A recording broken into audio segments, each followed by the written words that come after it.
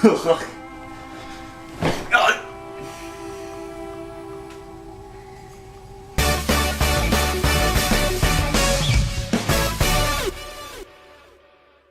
everyone, welcome back to Pass or Shaft. We decided to change up the formulae because, I don't want to have spoilers in our reviews every single time because I don't want to ruin the surprise for anyone who wants to watch these films. So what we're going to do now is we're going to do half of the episode is going to be spoiler-free, completely spoiler-free. And the moment we get into where we're going to talk about spoilers, we're going to have a moment of spoiler you need to get out because it's going to ruin the whole film for you. So, so we say I agreed to have 2 minutes of talk time. There you go. Let's make it 3 minutes. Let's make it 3 minutes. Spoiler free? Yeah, spoiler free. Go.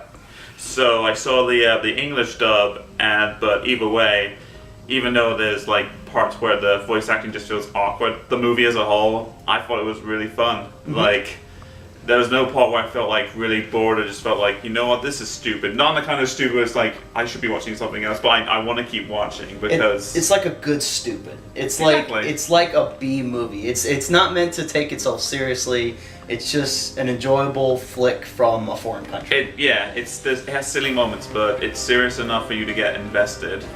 If you've ever watched Attack of the Killer Tomatoes, you know exactly my point here. It maybe not as stupid as that. It actually does have serious moments, and it does take itself seriously sometimes.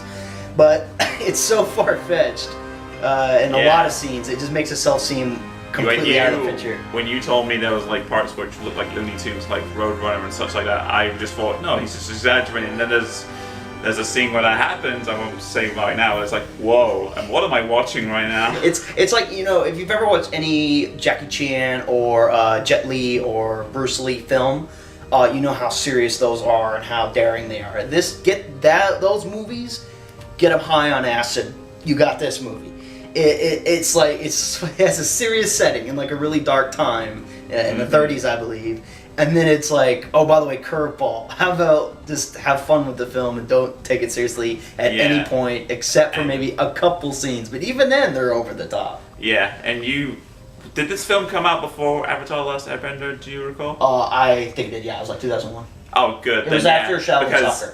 Because I think I heard like the creators saying like they were inspired by this movie in terms of when it does the action scenes, how it all does its fighting and such, and I can clearly see how, because it's awesome here. Here's the difference. This movie's actually good, unlike the other film you just referenced. What? What? Last Airbender is terrible. No, I'm talking about the cartoon. Oh, okay. Jeez, man. Oh, never mind then. In that case, carry on. You're correct. Well, no, we both made correct statements right there. I was right about it's better than the Avatar movie, but the show is definitely taking inspiration. It's an absurd, cartoony, but also very serious at some points. Like, it's got emotional scenes, it's got comedic scenes, it's got all the weird mixes. Definitely there are characters there which is like, oh, I won't like this guy, this is just a stereotype. But then, I mean, even though it's sudden, they still like evolve as a character. Yeah. If you know what I'm talking about. Yeah, he starts out, kind of like a douche pickle, and then he becomes like a very memorable like Bruce Lee like character. And then he got the I was talking more about the landlady and her husband. They also started out as douche pickles. That's what I mean. It goes from douche pickle to everyone's a pretty cool guy, including even the villain who just comes out of nowhere. He's just an evil person. He's like, oh, please don't, Yeah, the villain just shows up in the last third, but even then it was like, oh, I like him already. I like that haircut. All right. Well, pass.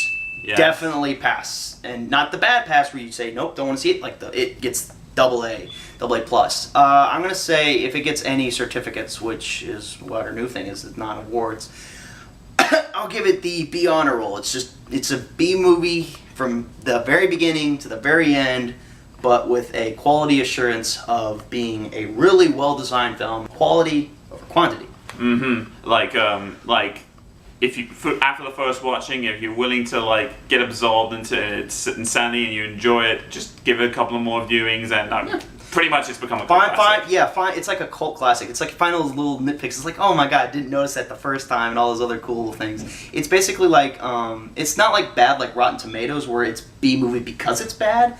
It's designed to be a B movie, but an instant classic by design. Yes. So yes, let's give them a solid 30 seconds to run. Put some Chinese music over it. Shit, someone else is home. People don't know what I just said. I hope it's not the Beast. Was that what he was called? The Beast? Let me find out. The Beast! It's funny, my mom's car is called the Beast. The Beast! The Beast! The main character is no longer a douche pickle. So, at the end, he's the chosen one. Okay, so I think one of the best scenes in the movie to this day that my brother keeps bringing it up with me is the running scene where he gets stabbed with 3 knives, and then he immediately has the ability to run at the speed of like a NASCAR.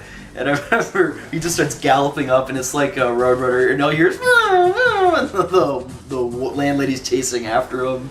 I mean, it's just absurd. And you know, after like he gets all stabbed and such, he's poisoned by the snakes. He goes and does the self-heal, and that's where he kind of learns out that the book he read actually did help him become like a master in the arts.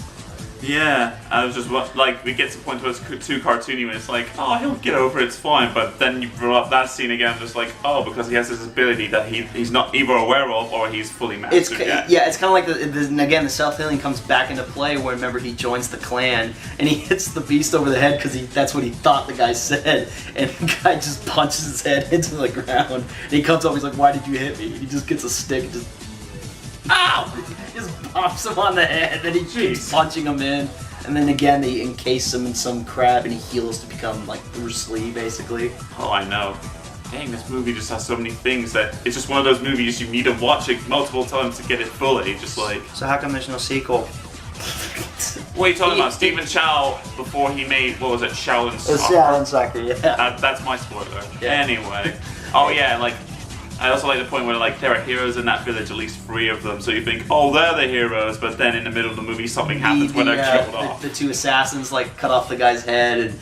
Yeah, honestly, until the Beast showed up, I thought that if they focused on these guys as the actual villains, I thought that would have been lame. Yeah, and I just like the part at the very beginning where the guy, like the tough guy, our main character, he's like, trying to pick a fight with everybody. He's like, "Hey, you're there in front." And this tall guy stands up. He's really tall. Oh yeah. Hey, what did I say about cheating? And then he says, "Okay, you, 4 Eyes. How about you?" And it's a big muscular guy. Mm-hmm. Okay, I was talking about actually you, and it's a kid, and he's the same, and he's like, "Oh." Then he has like a woman, and she punches him. It's like, "What are you?" Then he's like, "I'm a farmer." And he's like bleeding everywhere. Damn. God damn. Yeah, it set the tone, I think, with the fighting scene at the very beginning, where a guy throws a wooden pole, and it destroys 2 Tommy guns. Tommy guns! I'm just saying, you're in for a treat when a pole... I was going to say, you thought they reached the heights with just the prologue. No, it gets better. No, it gets better and better and better and absurd. And then you find out the landlady and the landowner are just, they're all like these 2 masters who are great at everything. Yeah, because their son was killed or something. Honestly, I thought that would have come back into play, like he was alive or he's Maybe probably he could be brought back and he's like a villain. What do you mean in the sequel that hasn't happened? Well, Stephen Chow said he is working on a sequel, so we can, it's just taken 16 years. I know, but quality over quantity. Quality over quantity. Oh, we're done. Oh, there you go. That's how you end it. Well, that was Shut good. up. We should see a movie that's coming out soon, which we saw. Wait. Before that, what are we giving the verdict for this movie?